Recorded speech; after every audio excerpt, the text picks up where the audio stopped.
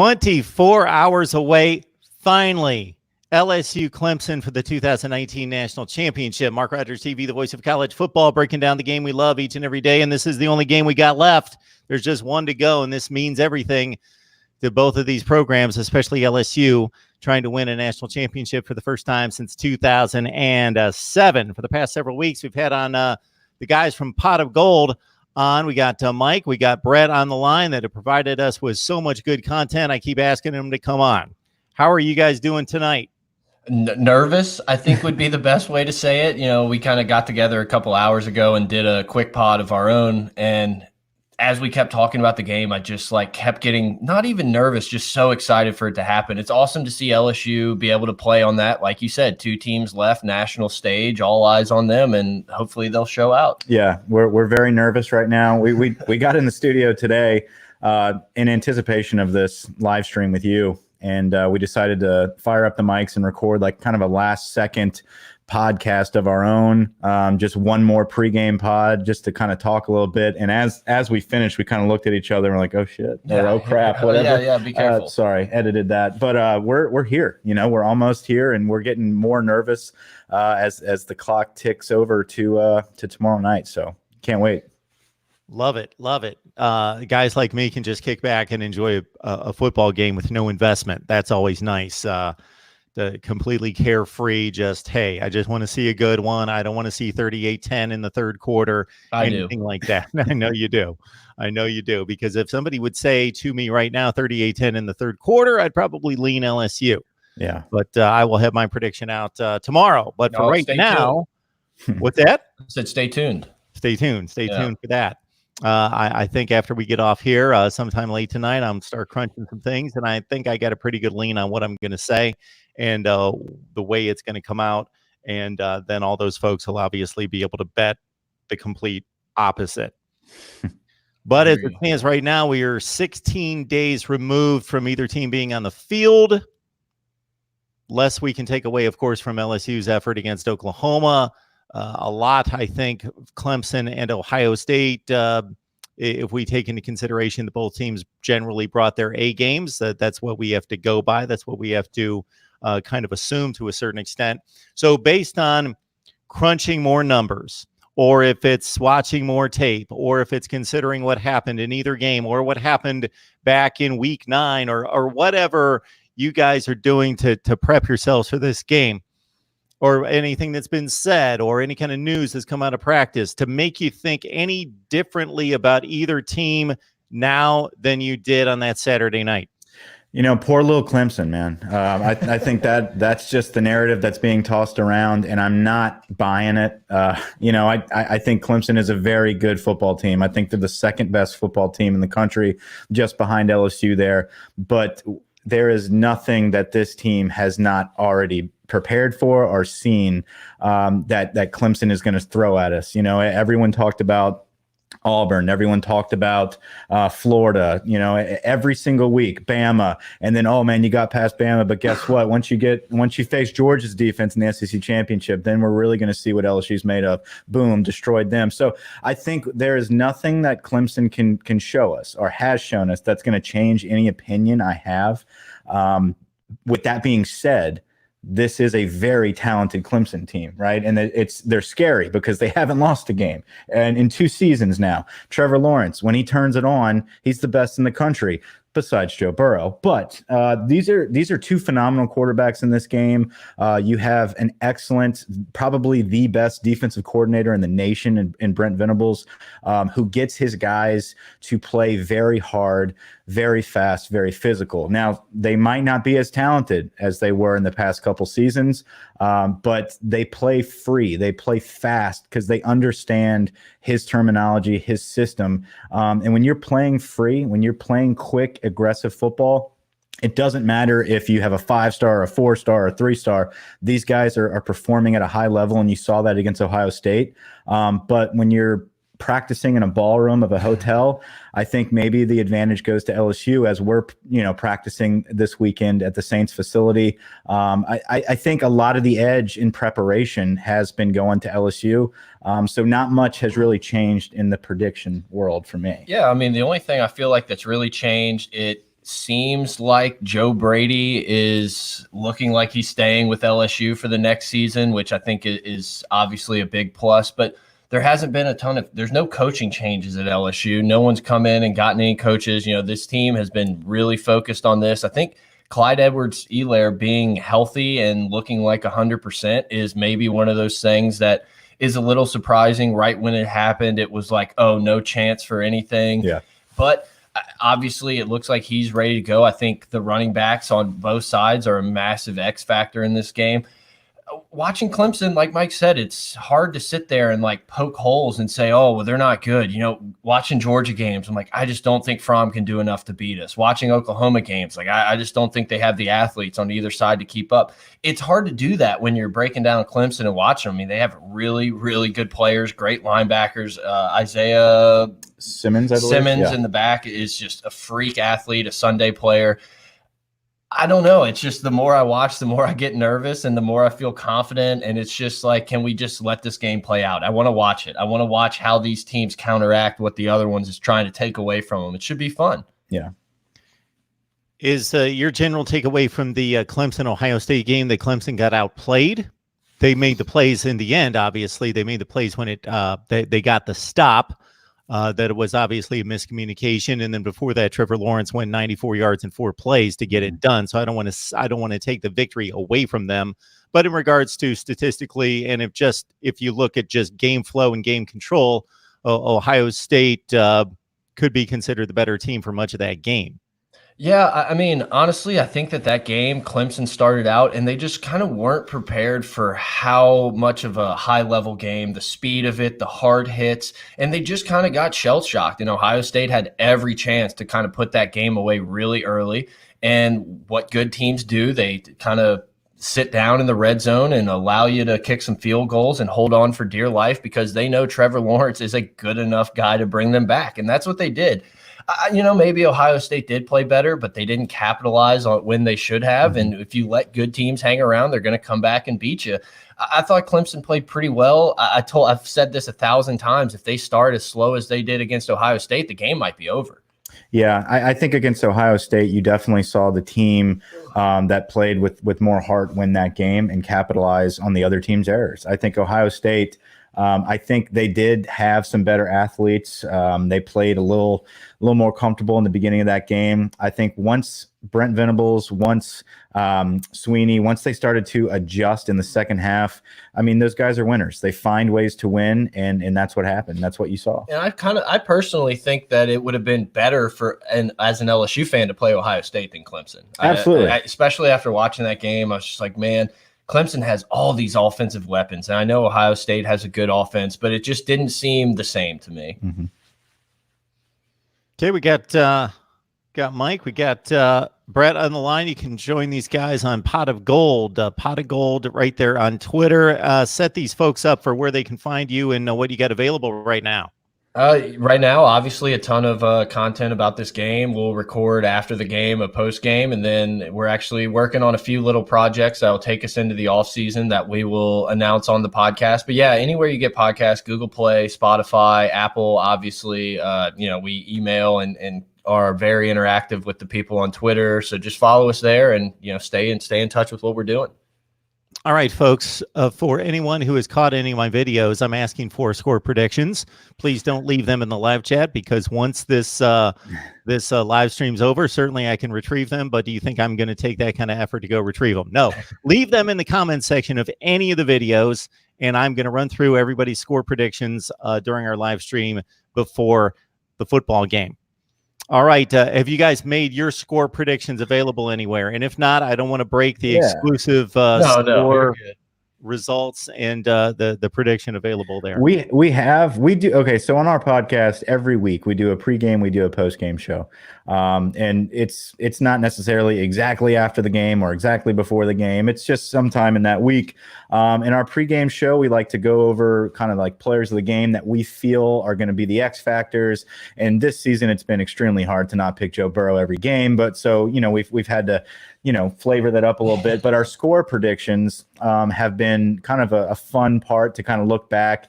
And as LSU fans, we've never been able to sit back and rattle off 52-10 or 45-20. Like we're not used to that. We're used to very low scoring games. So this season's been kind of fun to just, throw a dart at the wall and say, hey, let's see if we can score 60 points this week against Oklahoma. And so we did. And our Tuesday's podcast, our pregame podcast for Clemson, I think we made a couple score predictions. We're both very similar. I make the prediction and sometimes I completely forget, but we just throw stuff against the wall. And like a lot of times people will email and be like, dude, you nailed it. I'm like, oh, nice. Okay, of course. I picked 45-31. I just feel like it's going to be hard for Clemson to stop Joe Burrow and LSU a bunch of times. I think Venables has the opportunity to confuse him a little bit and maybe think that they're in a defense that they're not. I haven't seen anyone be able to stop Joe Burrow. So I think 45 is maybe even a little low. And I think Clemson's going to score points. You're not going to just run away with it. And Trevor Lawrence is just as good as a quarterback as you could want. At 45-31. I think I had that spread. What did I think I had 42-24 or 28. 42-28 is the score that I had. So who's typically the better predictor of you two? I don't know if we've actually gone back and tallied that. I picked us to lose to Bama, so I guess I'm just going to give Mike the win for that just because. Score predictions are it's funny because we're not ever far apart. We're usually in the same ballpark, but off by a couple here or there. So we'll have to get back to you on the exact tally there after the season.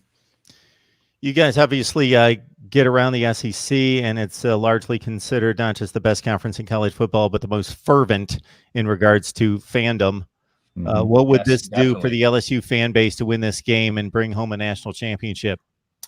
It means everything. It would mean everything if we can pull this off. I truly believe that the state of Louisiana is just such a tight-knit group. And for years now, we have seen kind of an infiltration of Alabama fans, Ole Miss, Mississippi State. I mean, A&M now being in the conference over the past few years, there's a lot of A&M fans around Louisiana. But lately, with this spike in our performance, the offensive explosion, Joe Burrow, the Heisman, all of this has just been amazing. I think if you cap it off with a national championship victory, you kind of lock down the whole state right now as one. And you see this now with the national championship being in New Orleans, with the Saints kind of being out of things now. And all the focus this week has just all been about LSU.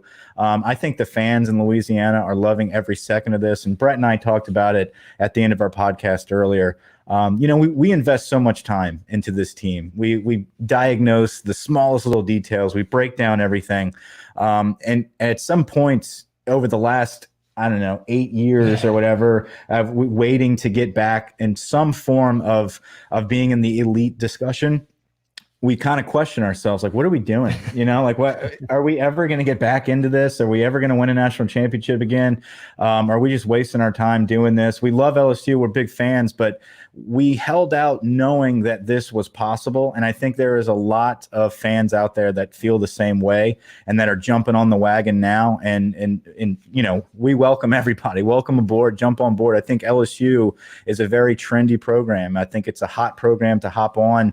And it's all worth it. The wait has been worth it, and it's very exciting. Yeah, I think you can just go on Twitter and see all the videos of everyone down on Bourbon Street, like right now, going crazy. And it's just like this state just sleeps, eats, breathes football, and that's what it is. And LSU being on top has been awesome. I think it's just a perfect storm. And obviously with the Saints losing, now it's like, let's everyone jump on this bandwagon. It's just been such a fun run. I told Mike, I said, we have 60 minutes left to Joe Burrow. And it's like, what else could you want? Like, obviously you have to cap it off with a national championship, but no one can ever take away that Heisman. No one can ever take away what these guys have done and the records they've set. So I don't know, man. I'm just ready for this game. It's just the extra week has been such a buildup, but it's like, that's how it is for everybody. We've had some good hype videos. Yeah, great hype videos.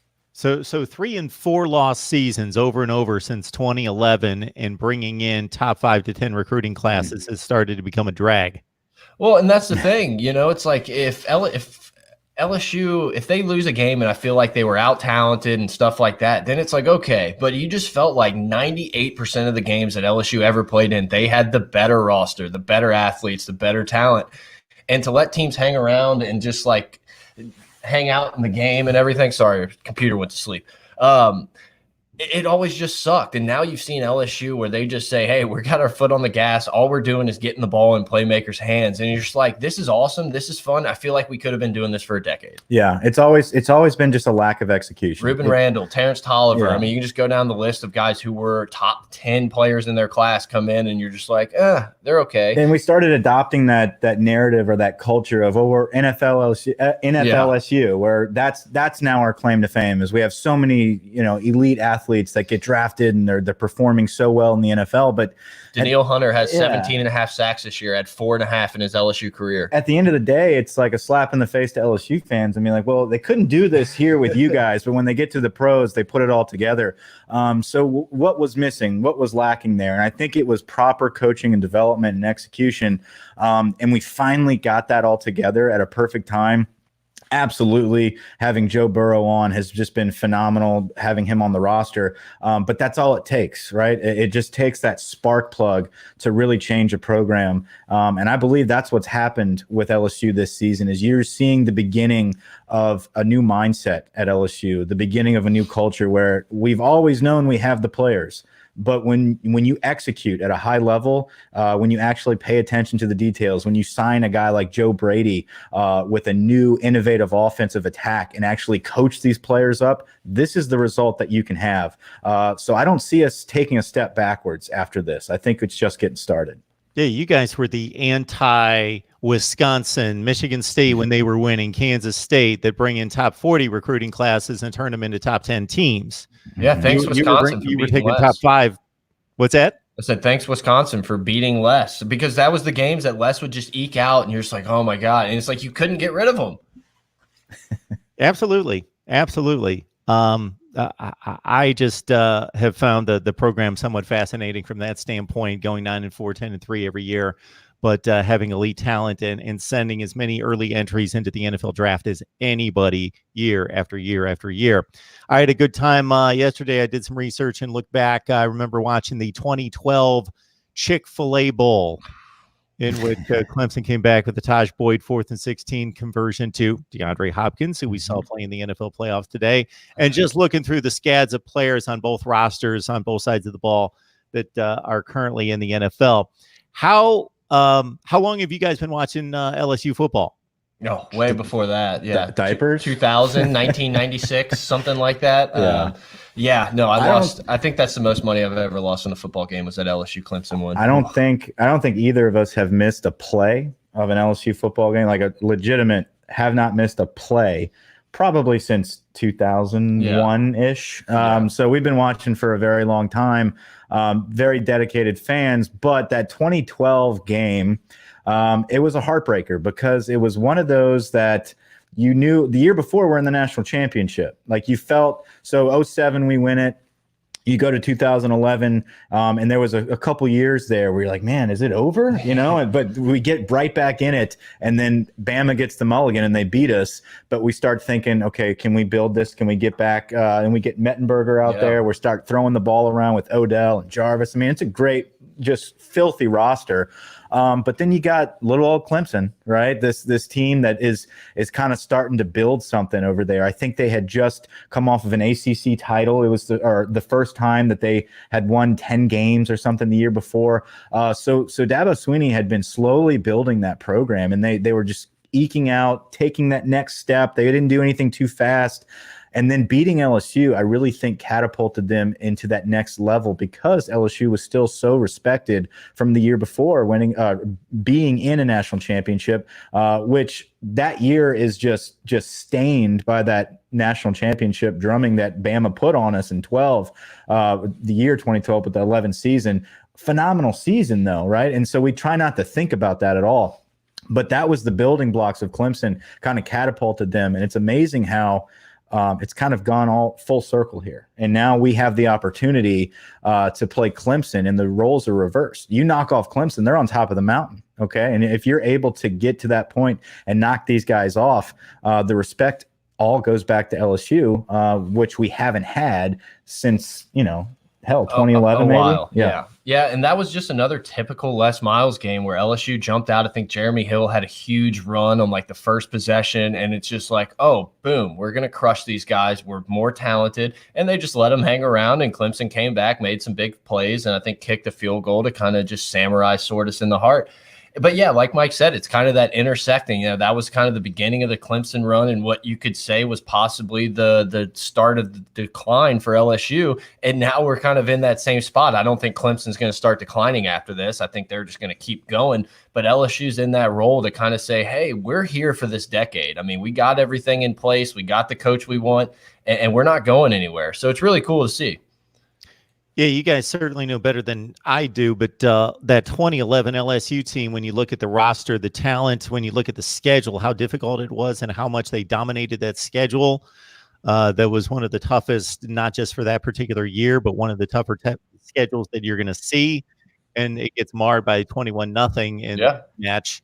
And it's just the perception of us in America in particular. It would almost have been better go 11-1 and go win a Cotton Bowl or something than get drubbed 21-0 in the national championship game, because that team was dominant. A lot they of destroyed everyone. Yeah, I've seen a lot of metrics placed on it as one of the most dominant teams we've seen in the last 20, 25 years of college football during the regular season. Yeah, they just ran all over everyone. That team was so talented. Obviously, Tyrann Mathieu was just a game changer everywhere, punt return. But yeah, I mean, literally they couldn't set spreads high enough. They're like, oh, LSU, Florida, let's make it 17.5. You're just like, oh, that's so many points. And they win by 30. Like, it was just so easy. Auburn did the same thing. It was just, that was such a fun year to absolutely come crashing down. And I just hope that's not how we feel at the end of tomorrow night. That is the big fear, you know, because it's happened to us before. And I mean, we started off the season kind of similar, where I think we started against Oregon. Yeah. And it was a big, I think it was in Dallas. We had a big game against Oregon, and we came out and just killed them. Like, it was something that people did not expect. Tyrann Mathieu making plays like crazy. The Honey Badgers nickname is created, and you know, the whole world understands like what all this hype that LSU has been talking about. And then they just carried it on the entire season, and then they flop at the end. Kind of similar situation here this season, where not a lot of people were buying into the hype, and then boom, they burst on the scene on a national stage against at the time, a decent opponent in Texas. We saw that they kind of fell off after that. But they definitely kind of made a statement early, and we haven't let off the gas the entire season. The difference this year that I see from 2011, though, is like we talked about earlier. It's the execution. It's not just Tyrann Mathieu housing a punt and let us, you know, getting out of a sticky situation. It is fundamentals. It is just systemic drives. I mean, it's amazing to watch how beautifully executed this offensive attack is. And then now the second half of the season, the defense really finding their groove and playing fast, playing physical, and allowing these stars that we've had on this roster really get comfortable in their roles and perform. It is still like very crazy to look back at that LSU Alabama game, because both of those teams were scoring endlessly on everyone. Obviously 9-6, they couldn't do anything against themselves. And even in the national title game, I mean, Bama had what, 5 field goals in that game, and then they broke the late touchdown when it was just kind of like, hey, this game's over. It was just such a crazy amount of athletes on the field, NFL players on the field. And I think we're going to see a lot of that in this LSU-Clemson game. Yeah, Clemson would certainly be a mystery to me, aside from the Ohio State game, if it wasn't Clemson, if it wasn't a team that we've seen routinely in the college football playoffs and in the championship game that largely came back intact, especially on offense, not necessarily defensive line and secondary from last year. But I take a lot more away from that Clemson-Ohio State game than I do the LSU-Oklahoma clash. Well, that was the best game Clemson. That was the best team Clemson had played, and that was 4th, 5th, or 6th best team LSU had played. Yeah, and you know, it's a good point, because in preparation for any kind of conversations we've had or podcasts we've talked about Clemson, obviously we're going to go back and do our research, but it's like there's no other game to go back and watch. I mean, you can watch all of Clemson's games, but the only one that's going to give us any kind of secret into what we're going to see against LSU is Ohio State. I mean, you could go back and watch their performance against North Carolina, which was their other closest game, but that's not who they are today. You know what I mean? And so who they are against Wofford or whoever the hell they play. I don't need to see them score a billion on Virginia because the athletes are different. Yeah. So I guess Ohio State really is the only game you can go to and say, okay, this is the team that we're going to be playing in the national championship. I think it's a plus for for Clemson going in. Like, okay, we played probably as physical of a team as we're going to play. I think LSU's fast and physical, but I mean, there's no arguing Ohio State was flying around hitting dudes in that game. And I think Clemson's the same way, though. When they look at us, they're not looking at that Oklahoma game and being like, okay, this is what we're going to see from LSU. That was a drumming. That's not happening against Clemson. I think Clemson is going back, watching the games against Florida, against Auburn, some of those tight SEC matchups, the Bama game, where we struggled at times and then we made adjustments and overcame that. I think those are the games that the Clemson fans are kind of point at. I think some of the dumb fans might be pointing at the Ole Miss game or the Vanderbilt game where we gave up some points when it was long over. But if you really pay attention to some of those big SEC matchups, I think that's kind of what you're in store for this game. We've wrapped up bowl season. The SEC's at 7-2 with one more game to play. Are you guys SEC guys? Are you guys homers when it comes to the SEC? I don't care about any team in the SEC. I'll start cheering for Leach. Like, I think I'm going to become the Egg Bowl is the most exciting thing in the world to me right now. I feel like it's probably just going to be a bowl berth on the line, but it's must-see TV. No, I don't care, especially Alabama. I want Bama to always lose. Yeah. Auburn, I'm not worried about them, but there's some teams that I'll root for. I'm not in the bandwagon ever since A&M. No, so I have family. I have my wife's family is all A&M fans, so it's a fun little battle we have. We bring each other to the games every other year. I don't want Florida to ever win a game. So. Well, here's the thing: ever since the Mulligan in 2012. It's been this thing in the back of my head. Why am I about to cheer for this other team and build that program up when there's an opportunity for them to play us twice in a season and knock us out of a national championship? So I don't really have that SEC brotherhood mentality. I think it is absolutely the best conference in college football. I mean, there is something about SEC football. Winning the SEC championship, to me, watching that happen, it's almost as great as winning a national championship just because of the pageantry of all these schools, the campuses, the history, the traditions. I love the SEC. I think it's second to none. I don't want to see anybody else win it other than LSU, though. But there are a few teams that I guess I could root for. Yeah, like Kentucky. I don't care. Good luck. I honestly would love to see Tennessee be prominent again. I think that is a team that I feel like would bring some balance out there. I think the East needs somebody to rise and be dominant other than just Georgia. In Florida, I think the permanent opponent to Alabama, being Tennessee, needs to rise, needs to be better. That's a fun trip. It was actually my bachelor party.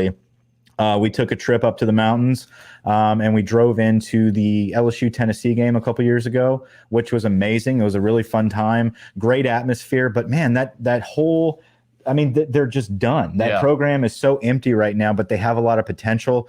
I like what Georgia is doing. I love that we have curb stomped them for the past 2 seasons in the epitome of what they call their rise to power here, and we've just beat the hell out of them for 2 seasons. I think it's good for the conference that they've gotten better. They've taken some recruits from Bama. But no, at the end of the day, I just care about LSU. Yeah, so long and short of it, I don't. Yeah. As long as the one is LSU, I don't care. Yeah. Do you guys think that the SEC is substantially better than the other conferences? Yes, substantially. Yeah, I mean, I think the East kind of brings you down a little bit, but it's like, and I know Minnesota beat Auburn. I get it, but you watch these games and these teams play all season, and it just feels like it's different.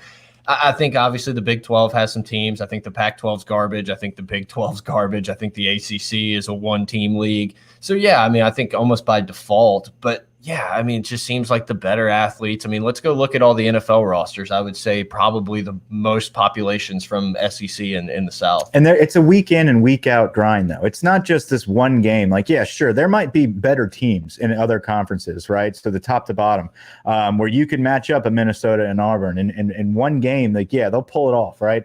But can Minnesota come into the SEC and, man, they win a big one at Auburn, but guess what? Next week you got to play LSU. And then after that, you have to go on the road to A&M. And then after that, you have Florida. I mean, it's a nonstop grind. That's why the conference, I feel, is so much better. It's not just the big bowl games that show the difference.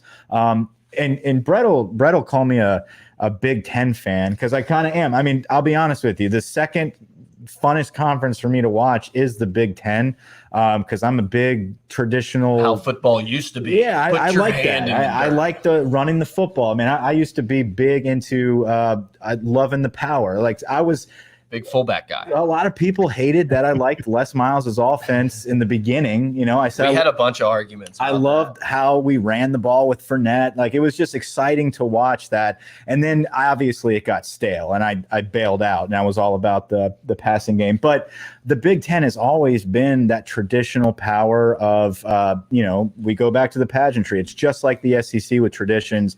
I loved growing up watching, Michigan, Ohio State. That game is just phenomenal. I respect the hell out of the league. We have a really close friend of ours that we grew up with that played at Penn State, Mike Maudie, a big linebacker. He comes on the pod often. Mm-hmm. I love watching Penn State. I think Notre Dame should join that conference and just make it even greater. I think they have a lot of great traditions, a lot of amazing schools up there.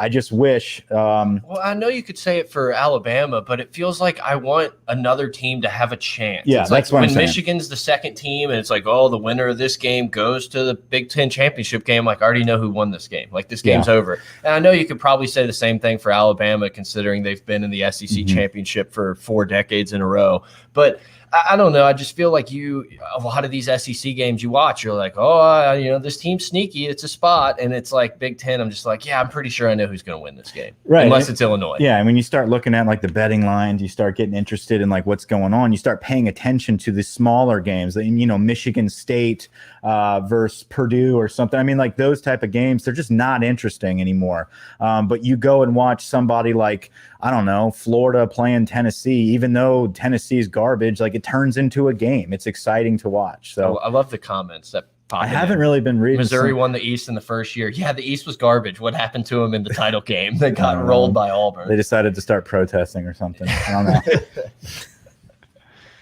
Well, those are the two power brokers in the sports when it comes to fans in the stands, money made, TV ratings on down the line. The SEC and the Big Ten own the sport. It's not even close. So I just was curious about the perspective there. There's nothing else to do down here. Watch football. That's it. Yeah. Oh, I know. I lived down there for 6 years.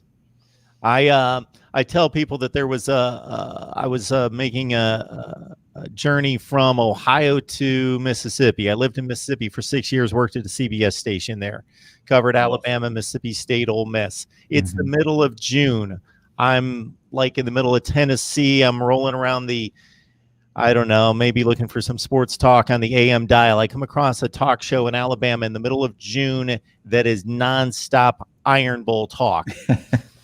Yeah, people get mad at us that we don't put out as many pods in the off season. We're just like, guys, there's not much to talk about. Like, I don't know what else to do. We had to create some content for our listeners because they wanted more LSU football talk. And what we did, I think it was last season. Was it last off season or the off season before? We would literally go back and document like the greatest games of each season from like 2000. But then people would start chirping at us and they'd be like, well, this game and this game, it's just fine. And so we started breaking down old games, going back, watching Jamarcus Russell and Rohan Davey and really, I mean, it was fun for us. But I don't think anybody else was listening to this other than LSU fans, Yeah, it sounds like some of the stuff I attempt to do, and then people tell me to go ahead and do it, like dissect every season going back and what could have happened, what if scenarios, and then like 52 people watch the video, and I'm like, yeah, I'm out. Yes, exactly. Who are your favorite LSU players of all time? I mean, Tyrann Mathieu number one. I've never, and I don't think we'll ever see someone do what he did on the football field. It was just, I don't know. I can't even explain it. You can go back and watch those highlights, and you're just like, yeah, this dude should have won the Heisman. Yeah, I mean, Joe Burrow has now become that guy for me. I think Joe Burrow is somebody that we've waited a very long time for at LSU to come in and take over an offense, to have a quarterback. Man, I mean, that was the cliche at LSU. We never have a quarterback. We can never do it. He finally came in. We pulled it off. We have a Heisman. I think Joe Burrow will go down, in my opinion, as my greatest Tiger. But Tyrann Mathieu it's like 1A, 1B. Tyrann Mathieu having all, 5'8", no offers. All of a sudden, this kid from St. Aug High School, little guy, number 14 originally. We don't even know how to pronounce his name properly. And then all of a sudden, he just blows up and becomes a Heisman candidate. He was just the epitome of an overachiever and somebody that is, he made mistakes. He bounced back from his mistakes. He's now a phenom in the NFL as well. I think if you look back at just the best playmaker of all time at LSU, it's got to be Tyrann Mathieu. I used to work for the team as an equipment manager, and one day after the game, my brother calls me and he's like, "So what all recruits are there? What all these stuff?" And I'm like, "I don't know. This guy." I was like, "There was this kid in the St. Aug leather jacket." I was like, he is the small, there's zero chance he can play. Like, it would be such a waste of a scholarship. My brother's like, I don't know. They actually really like that dude. I'm like, I'm telling you now, he's never going to play. And then literally 2 years later, we're in the Georgia Dome for that UNC game, and he is just going off. We're like, is that Mathieu guy? Yeah, the Mathieu kid, man. He can play. The legend just kind of grew from there. But I've just never seen it. Darius Geis was another guy I loved watching. Yeah. He could shake, he could run you over, and he looked like no one had more fun playing football than Geis. Mm-hmm. Good stuff from Mike and Brett. You can join them on Pot of Gold. That's Pot of Gold, and spell gold the way it should be spelled, Cajun style. Most people love it. Some people hate it. I think I got that straight. Yeah. Yeah. People either say it's like the best name ever or it's the stupidest name ever. Most of the people saying it's stupid are Clemson fans. They're just like, that's not how you say go Tigers. Oh, Dabo's Go Tigers was so bad. Everything. Do you guys make any comparison between the two Death Valleys? Yeah. So I've never been to Clemson. I heard it's pretty cool. I like how it's a smaller stadium. It seems like a cool family and not family environment, but a close knit community. It's like, everyone goes to this place, goes to the game, running down the hill. Yeah, touching the rock, whatever they do with that. That's a little strange. Tripping hazard, right? Seriously. My God, I would not be excited if I was a Clemson fan watching my 5-star athletes I just signed go skipping down this hill. Yeah, you got to do the unathletic scoot down it. Yeah, but then you also have to look at your head coach and be like, man, he does this every year, and he pulls it off. Dabo can run down that hill. I'm sure that place is a fun place to play. I don't know that there will ever be an environment that could ever match a night game, especially if it's an Alabama game at LSU in Baton Rouge. It's just, there's nothing like it. It's hours before the game and people are screaming their heads off. And it's like that 60 minutes of hell. It's like we're locking the gates behind us, and it is just a wild time. So I just don't know that anyone could, I don't know. Yeah, I think the Death Valley situation with Clemson, I think it's documented that they had it first. I think if we're going to go with who named the stadium Death Valley first, I believe Clemson definitely did that. Let's do a home and home. But yeah, and we do. We've got a home and home coming up. But I think LSU, it's not just naming the stadium Death Valley. There's a reason why it was named that. It wasn't just the rock was from this Death Valley. It had nothing to do with the rock or a Death Valley. It had everything to do with how intense that stadium is. And I think the atmosphere at LSU at a night game, specifically against a big opponent, it's second to none. Yeah, it kind of sucks. I always was such a big Clemson fan, played with them in the NCAA game all the time. I was like, I like Clemson, and now they're on top. And I'm like, I don't know. Yeah, it's hard to find something. I respect the hell out of that program. Yeah, it's hard to find anything bad to say. I just think Dabo's kind of a whiny baby. He's become one, that's for sure. And he's using it to motivate. I get it. I mean, he's a great motivator, and he's got that entire team thinking that for the 29 straight games they won, the entire world in Vegas bet against him. So, I mean, good job. I mean, he's already making excuses coming up for next season. Like at the media day, all he talked about was how there's so many sophomores, they have so many freshmen.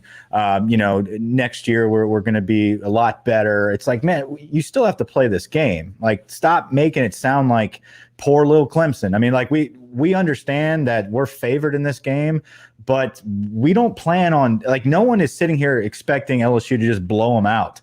And I think Dabo is kind of creating that narrative, talking about how he can go 50-0 and still be an underdog. It's like, look, LSU has just been phenomenal this season. It's nothing against Clemson. It's just LSU has been performing at a level that we haven't seen in the history of college football statistically from this type of offense. So it's not a slight on Clemson at all. And I think he's trying to build that narrative. So if they do pull it off, it's, I told you so, no one believed us and blah, blah, blah. Or if they don't pull it off, which I don't think they will, it's going to be, well, I told you so. We're going to be back better next year because we have a bunch of sophomores. Which is probably true. I think regardless, I think no matter what happens, Clemson's number one going into next season. Yeah, I agree.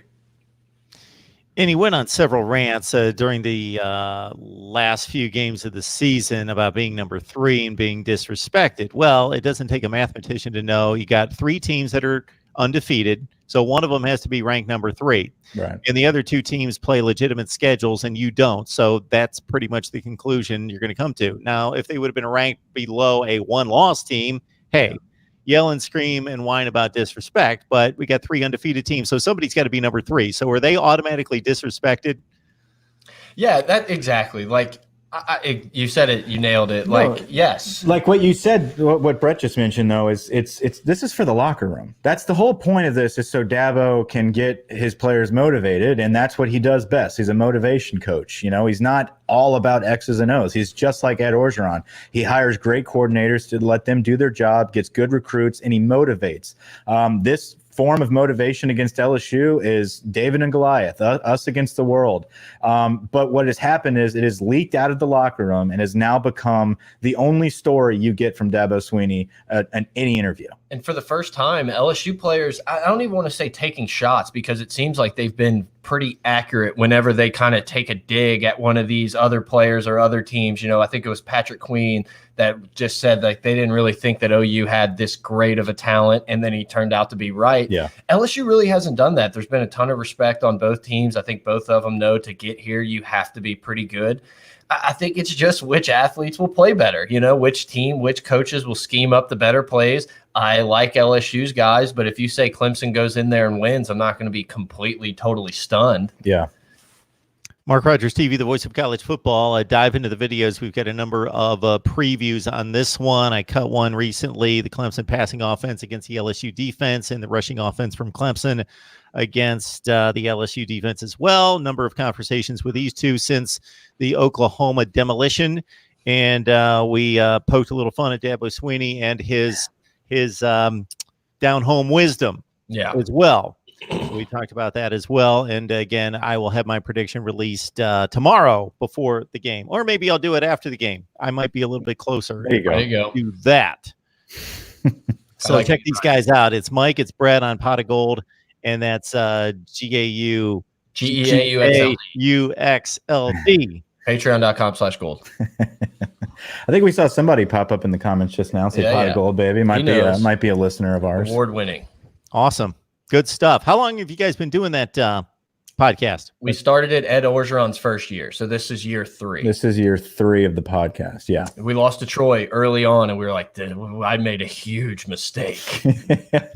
Yeah, it was a little rocky in the beginning. We started the podcast by kind of doing what you talked about, going back and kind of like a what if scenario. It's called First in Hindsight. We did like 3 of them. Yeah, we did 3 episodes, and I think one of them was about Texas and Bama in 2009. What happens if Colt McCoy doesn't get knocked out of that game? That it could change the landscape of what college football is today. I think we did find some random game that we thought Clemson, like it springboarded Clemson to it. I'm pretty positive we did that. But yeah, I don't know. I've just always loved like the butterfly effect of college football. There's just like so many times one little thing completely changes the landscape. What if Cam Newton actually got in trouble for taking $200,000 to play at Auburn? We don't know. What happens, if Tom Herman at Iowa State calling plays doesn't beat Oklahoma State, and LSU has to play Oklahoma State in 2011. Les Miles is still your coach. Right, instead of Alabama with the mulligan. I mean, there's a lot of those situations that we went back and documented kind of step by step and kind of what could have happened, and we dug into that, and it didn't really get a lot of action, a lot of traction there.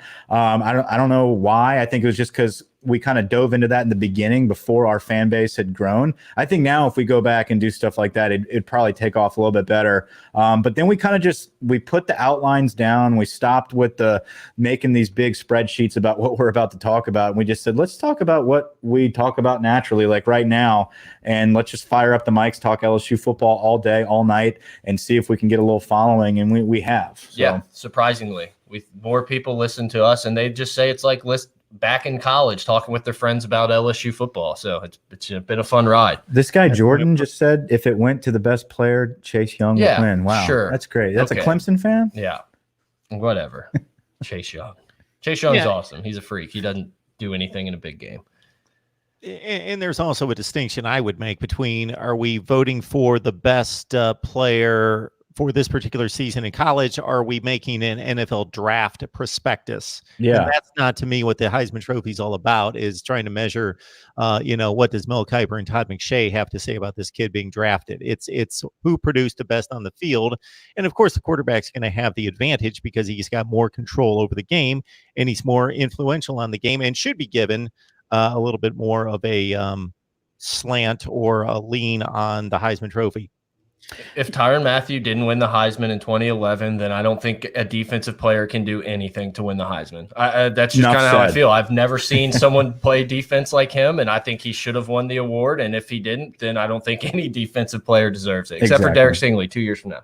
Yeah, Derek Stingley's going to be a dog. Already is. Got Mike and Brett on the line. Dive into the videos with me here at Mark Rogers TV, the voice of college football, and check out their podcast, Pot of Gold. Before I let you guys go, big picture college football talk here. Everybody has opinions on the way the playoffs should look. 4 teams, 2 teams, 8 teams, 16 teams, how the scheduling should work. Do you guys have any thoughts along those lines in regards to, if you were czar of college football, what would you change? What would you do?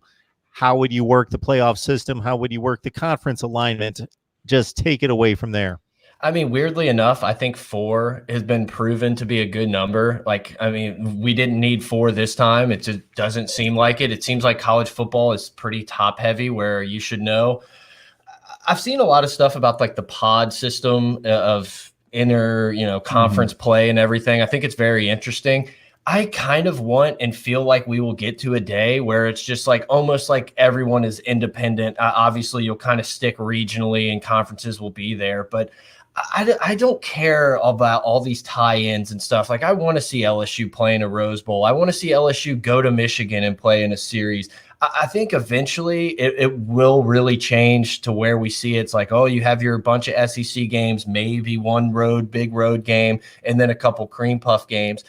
I just want to see awesome matchups throughout college football, and I just don't care how we get there. Yeah, I think something does need to change. I don't know exactly what it is. I do agree the 4 teams did Baylor, Georgia, and Utah and all these teams deserve to be in? No, Oregon? See, this year I think the 4 teams worked, right? But the bowl games, to me, and this goes back to me being a traditionalist and someone that likes the Big Ten and likes the SEC. I want the bowl games to matter. I want these big bowl matchups to actually mean something instead of just the playoffs meaning something. I don't know how you do that, but I also think the conference championships have become it's almost like a penalty now. LSU going into the Georgia game, they've proven enough to be in the playoffs, but they still have to play this extra game against Georgia, who at the time was ranked number 4. So we have another team in the top 5 that we have to play. And if we slip up at all, we don't. I think in this case, this year, we probably still make the playoffs,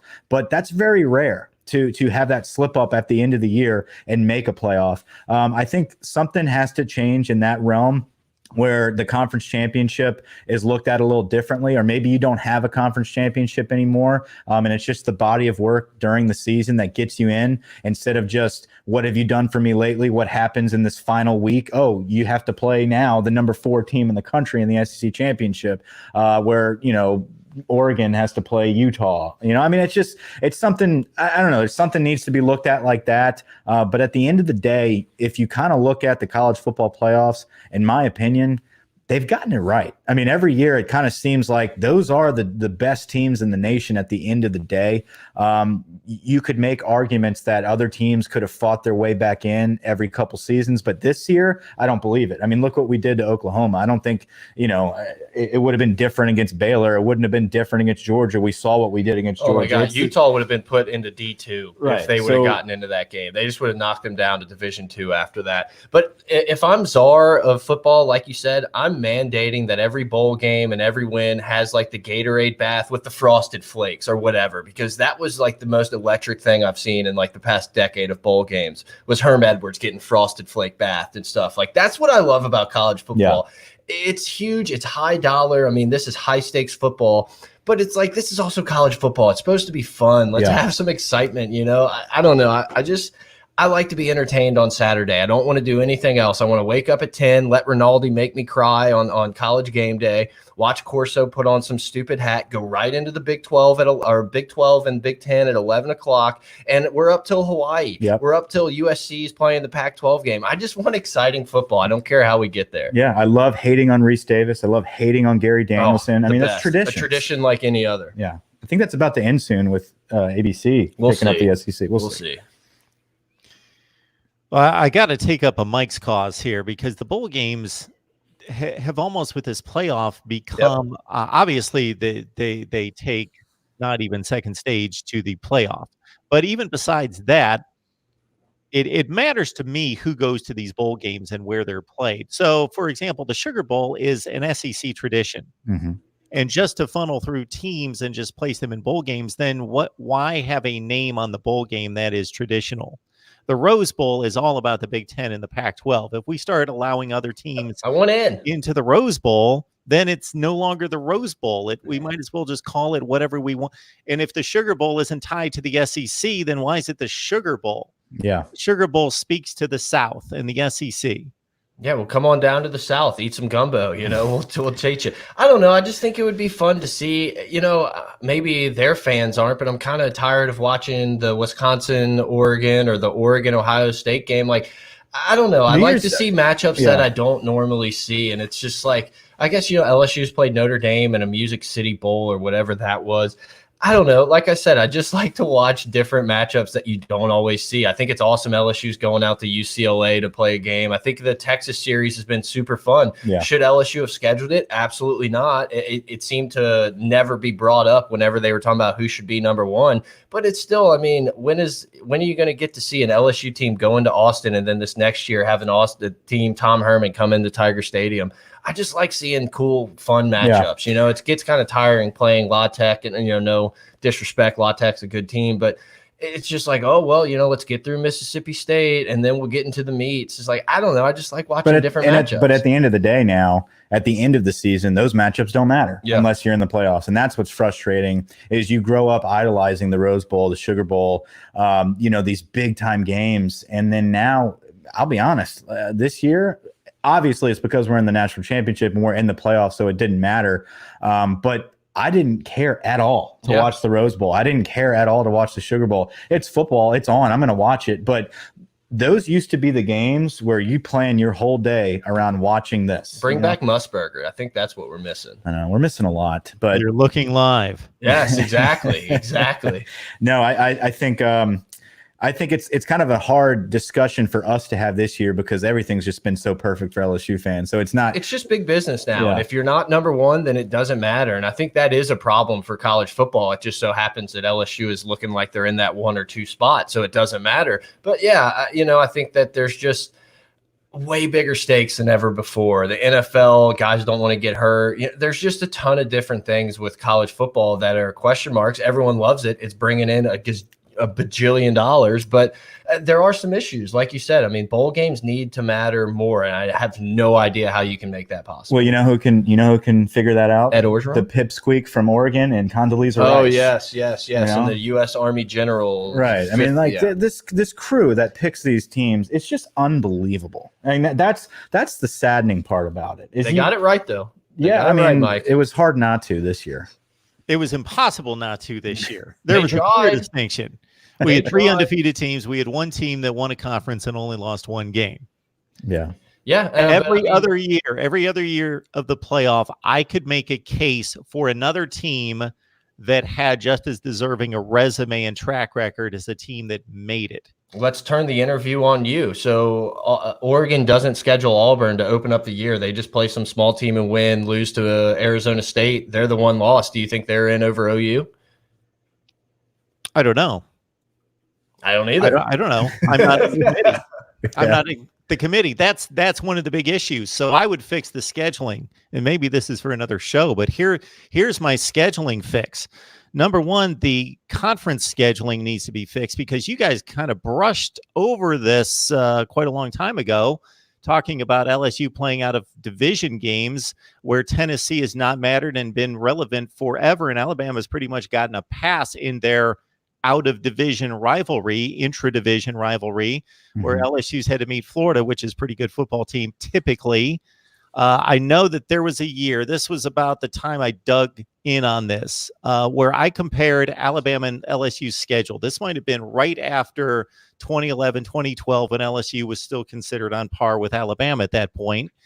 And I'm looking at Alabama's non-division conference schedule, and they were playing Tennessee and Kentucky. Those 2 teams went 1-7 and 1-7 in the SEC the previous year. So they had a 2-14 composite schedule. And LSU was playing Georgia and Florida. They obviously always play Florida. Then they had the rotation on Georgia that particular year. I think this is 2012. Yeah. Those 2 teams went 7-1 the year before. So you've got 2 teams competing for a division championship that play exactly the same schedule because they play each other and then everybody else in the division. So the only difference is 2 games out of 8 where 1 team gets to play 2 teams that went 2-14 the year before, and the other team has to play 2 teams that went 14-2 the year before. Now, if that's not an advantage, my goodness, that's crazy. I've sent countless letters to the SEC office in Birmingham. They still haven't gotten back to me. So I'm with you. Yeah, it's pretty wild to watch that happening, and then have the bye week always before the LSU game, and when you play teams that are garbage like Kentucky and Tennessee, it's almost like an added bye week. These guys are resting in the second half of these games while we are in a slugfest. I say we again. It's not allowed. You're a fan. Yeah. Well, but not just LSU. I mean, this is not just an LSU versus Bama issue there. It happens across the league where you don't have that rotation. You don't have that fairness spread out. And at the end of the day, that's everything. One game here or there, that changes your course and your record and your discussion to be in the playoffs. Guess what? You don't make the playoffs that year, your program is derailed in another direction where the other one all of a sudden is a dynasty. I mean, and also, I mean, it kind of ties into this. I think it kind of sucks. You know, Mike and I went to the LSU Tennessee game, and they're like, oh, well, next time LSU will be back here is 2028 or 2032. And it's just like, why? Like, why? You should go be able to play East opponents, and like the SEC should be about going to other team stadiums. And maybe I don't know how to make it work out, but I almost say you almost make it to where you have to play like at least on the road or at home at every team in the SEC in a 4-year span, which is a guy's career. I think that would be interesting. You know, I think LSU won't go to Georgia for a long time. I think that sucks. I think that's a great trip for LSU fans, and just keep going down the line. I couldn't tell you the last time we played Vanderbilt, and then what happened? We played them this year, and LSU fans were littered throughout Nashville and had a great time. That's even more of it. It's like, I feel like get rid of the permanent opponent. Let's just start rotating everybody. So I don't really care about the fans. I don't care about the experiences at the stadium. I'm all about fairness and bringing equity to scheduling. So I bring up a problem. So it's easy to bring up the problem. It's difficult to come up with a solution. But the solution that I came up with was to basically say, okay, in the SEC, just like the ACC and other conferences, there are meaningful, real extra division or non-division rivalries. Tennessee, Alabama. Let's play it. Let's play it every year. I understand. I cover the sport. I covered the two teams for 6 years down there. I understand that has to be played. LSU in Florida, Auburn and Georgia, the oldest rivalry in the South. Play it.